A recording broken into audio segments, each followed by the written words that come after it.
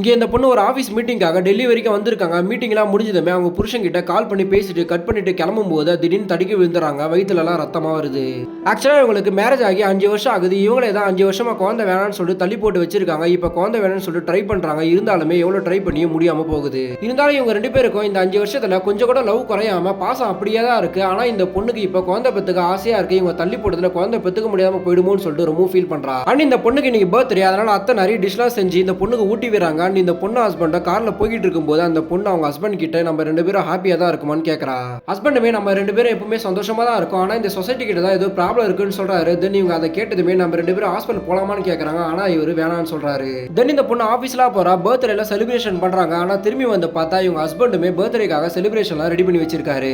அதை பார்த்ததுமே எல்லாரும் சந்தோஷமா கொண்டாடிட்டு இருக்காங்க. ஆனா வந்த சொந்தக்காரங்க இந்த பொண்ணுக்கு கல்யாணம் ஆகி 5 வருஷம் ஆகுது, ஆனா இன்னும் குழந்தை பெத்துக்கலன்னு சொல்லிட்டு பேச ஆரம்பிச்சாங்க. அதை கேட்ட அவங்க அத்தை 5 வருஷமா அவங்களே தான் முடிவு பண்ணி வேணாம்னு சொல்லி இருக்காங்க. ஆனா இப்போ குழந்தை பெத்துப்பாங்க, அதெல்லாம் நீங்க கேட்க தேவைன்னு சொல்லிட்டு நோஸ் கட் பண்ணி விட்டுறாங்க.